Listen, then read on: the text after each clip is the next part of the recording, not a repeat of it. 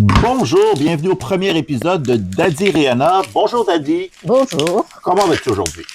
Très bien. Es-tu excité de ta nouvelle chaîne YouTube? Ah, absolument. Bon, on va aller dans le vif du sujet. On prépare aujourd'hui, qu'est-ce qu'on prépare? Aujourd'hui, on fait le bœuf vindaloo. Le bœuf vindaloo. Donc un curry, hein, c'est ça, épicé? Exactement, oui. Parfait. Fait qu'on y va, on commence avec les oignons. Oui. On va couper les oignons comme tu vois. Donc parle-nous un peu du bœuf vindaloo. Là. On mange ça avec quoi d'habitude? Donc, le bœuf vindaloo, c'est une recette sri-lankaise, originaire du Sri Lanka, très épicée. Un mélange et de piment de Cayenne et de poivre et du gingembre.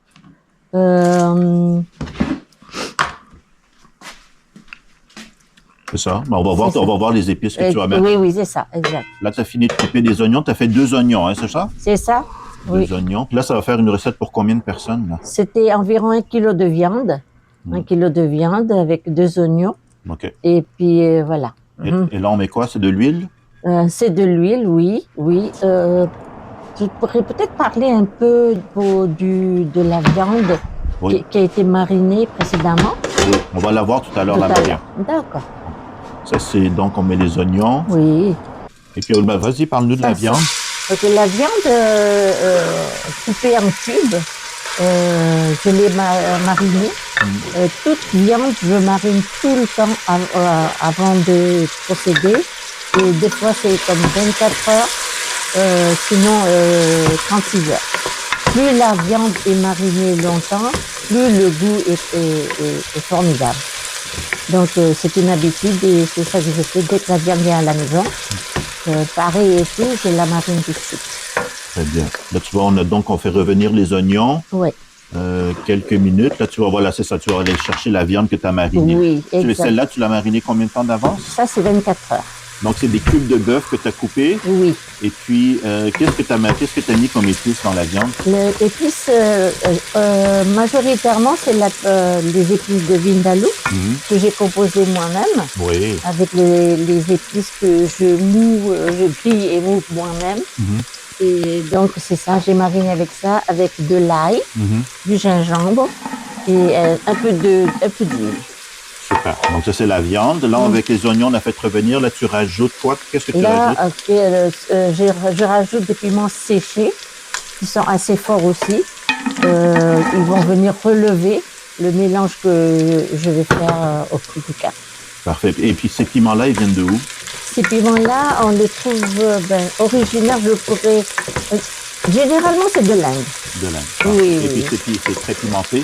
C'est très pimenté. Il y a 2 façons de faire. On peut le directement comme ça, ou bien les tremper dans l'eau pour les radoucir quand vous voulez faire, par exemple, un chutney ou un accompagnement.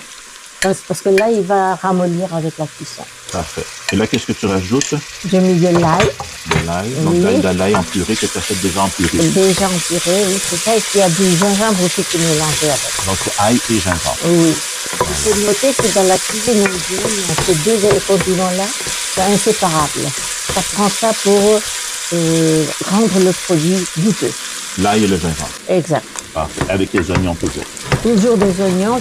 Pour la viande, ça va être toujours des oignons. Mais pour les légumes, c'est différent un peu. OK, parfait. Voilà. Donc là, on revient. Donc là, maintenant, on a les oignons, l'ail, le gingembre, le piment. Et là, tu vas rajouter la viande. Oui, j'ajoute la viande pour le brunir un petit peu et dégager un peu les arômes, les épices qu'on a mis. Et après, j'ajouterai les épices pour faire la sauce du curry telle quelle. Parfait. Donc là, on fait revenir la viande. Ça ressemble un peu, les gens qui font un ragoût de bœuf ou un bœuf bourguignon. Ça ressemble un peu à ça. Faire revenir la viande et après, on rajoute un liquide. Oui, c'est ça, exact. Donc, ça fait Oui, et puis toujours faire attention quand on travaille avec la viande, c'est toujours ajouter, que ce soit en début de cuisson ou au cours, si on doit ajouter de l'eau après, toujours utiliser de l'eau bouillante. Et à portée de main votre bouilloire toujours en fonction. Très bien. Donc, on va rajouter les épices. Là, je remarque que tes épices, comme toute bonne grand-maman indienne, c'est dans des pots de confiture, c'est ça? Oui, je récupère, je ne jette rien, Voilà. je récupère. Et donc là, on met, c'est qu'est-ce qu'on met là? Alors là, on a mis de la coriandre moulue. La coriandre moulue. Oui. Donc les gens connaissent la coriandre fraîche dans les Oui. fruits et légumes, mais ça, c'est de la coriandre en grains En que grains. tu as moulu. C'est ça. Est-ce qu'elle est grillée avant d'être moulue? Oui. C'est impératif, ça. Parfait. Et donc, tu as rajouté la coriandre. Là, tu rajoutes quoi? Le cumin. Le cumin, Oui. que tu as fait toi-même aussi moudre. Hein? C'est ça. J'achète toujours en grains et je le mous moi-même, car on ne sait pas quand c'est sur les tablettes. Et là, c'est quoi que tu rajoutes? C'est le paprika. Le paprika. Oui.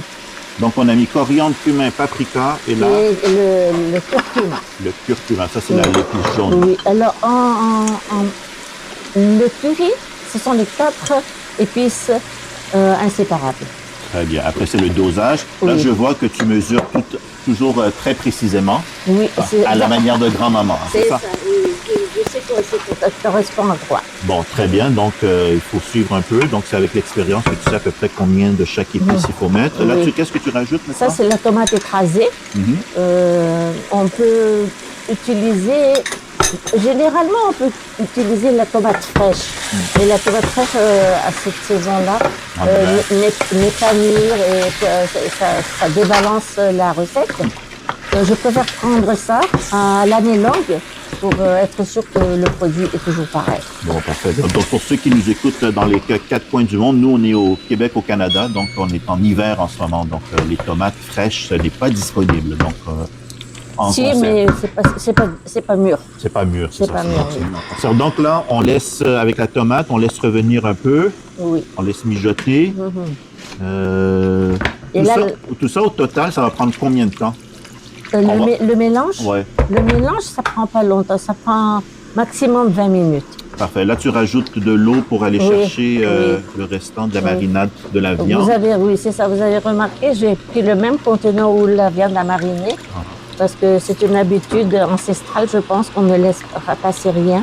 Alors je lave ça avec un peu d'eau, qui va être la première eau ajoutée à la viande. Super. Donc, toujours le bon goût qui est... Voilà. On ne gaspille aucun bon goût. Non, c'est ça. Et là, donc, on remet l'eau. Est-ce que tu vas rajouter d'autres eaux par-dessus ça? Oui. On va Oui, rajouter oui. d'autres, hein? Ah oui, parce qu'il y aura comme 2 cuissons. Une cuisson, parce que la viande prend du temps. Et on va voir la prochaine étape, c'est que je vais mettre ça dans un plat qui va au four. Parce que j'ai trouvé en arrivant ici au Canada que la viande cuite au four, elle est beaucoup plus tendre que celle qu'on fait dans la marmite. OK, très bien. Donc, traditionnellement, c'est sur la marmite. Oui, Toi, dans la marmite. Mais toi, ta technique, c'est au four. Oui, oui, c'est ça. J'ai trouvé une autre technique ici. Au four, ben, c'est très bien, ça. C'est avec... Est-ce que tu vas mettre ce contenant-là au four ou tu vas le transvider? Non, j'ai une rôtissoire. Ah, voilà, on la voit là. Oui, Voilà. j'ai plusieurs grandeurs, donc celle-là va aller dans la petite. Voilà. Donc, on va transvider tout ça. C'est ça. Super. Et puis, tout ça, ça va aller au four. À combien tu vas mettre le four? Le four va être à 330 Fahrenheit. Fahrenheit. Donc Oui. à peu près quoi, 150 Celsius. Oui, Bon, les gens qui c'est ça. un peu moins. Oui, on va d'abord mettre l'eau, on va ajouter l'eau au four. Et au bout d'une heure, je vais mettre 1 heure, et je vais voir où en est la viande. Parce que je ne mets pas de l'eau trop d'avance, on ne sait jamais comment ça se passe. Et donc, je vais vérifier après 1 heure.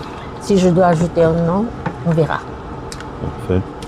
Donc, par-dessus ça, on va rajouter encore de l'eau ou c'est bon là? Non, il faudra de l'eau, c'est trop épais encore. On va encore en rajouter. Oui, c'est ça. Super. Là. Il y a une chose qu'il faudrait faire attention, c'est mon astuce à moi, c'est que la viande, elle dégage aussi du liquide. Donc il faut prendre en considération quand vous ajoutez votre liquide de cuisson, de ne pas en mettre trop, parce que sinon vous n'aboutirez pas à une sauce onctueuse. Ah, ça va être trop liquide. Ça va être trop liquide, c'est ça. Alors donc, il vaut mieux y aller petit à petit. Bon, là, tu vois, tu disais tout à l'heure qu'il faut rajouter l'eau chaude, hein? C'est ça, c'est ça. Donc, pour aller chercher le fond de la casserole. On ne veut pas rajouter du froid parce qu'on ne veut pas refaire descendre la température. Exact, et puis la viande durcit. Ah, voilà. Avec le changement de température, exact. ça va durcir. Ça prend du temps à réchauffer. Et pour éviter ça, il vaut mieux mettre toujours de l'eau bouillante. Bon, notre bonne astuce, donc, c'est s'assurer que l'eau soit chaude. Un peu comme quand on fait une sauce, une béchamel aussi, il faut que l'eau, hein? Oui, ça soit- le lait soit toujours chaud. Voilà, c'est Oui. ça. Bon, fait qu'on va rajouter l'eau. Et puis, Il y a une chose Ouais, que je vas-y. voudrais ajouter, c'est que je ne mets rien pour épaissir ma sauce. Ça va aller avec ce qu'on a mis, ça suffira. Et c'est pour ça que je suis fière de dire que mes plats sont sans gluten. Sans gluten, parfait. Et là, tu vois, c'est des feuilles de quoi que tu as rajoutées? Alors là, c'est des feuilles de laurier indien. Ah, elles sont très grandes, hein? Oui, oui, c'est indien et puis je vous dirais que vraiment le parfum est différent. Bon, très Oui. bien. Donc, 2 grandes feuilles de laurier indiennes. Donc, c'est sans gluten pour épaissir. Tout ça, ça va épaissir naturellement. Naturellement. Faut- Ça, c'est le truc qui est dans la cuisson, ne pas mettre feu fort, tranquillement, et c'est comme ça que ça va épaissir. Super. Donc, on envoie ça tranquillement au four. Donc, pour 330, à peu près 1 heure. Et 1 heure, c'est ça. Voilà. Et puis, on va vérifier de temps en temps pour voir si tout va Oui, bien. oui, oui.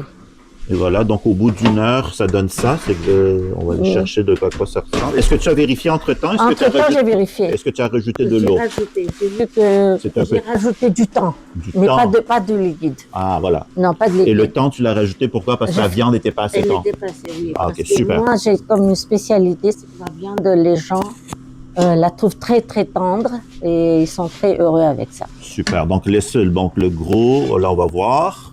On enlève le couvercle. C'est bien chaud, ça a bien cuit. La première chose que je remarque, Daddy, c'est que la couleur est plus foncée qu'au départ. Oui, ça c'est parce que quand c'est de la viande, Oui.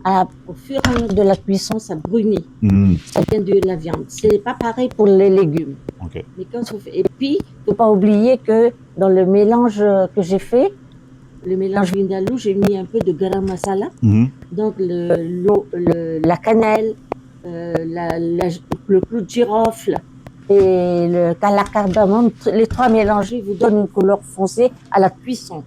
Et on c'est prêt.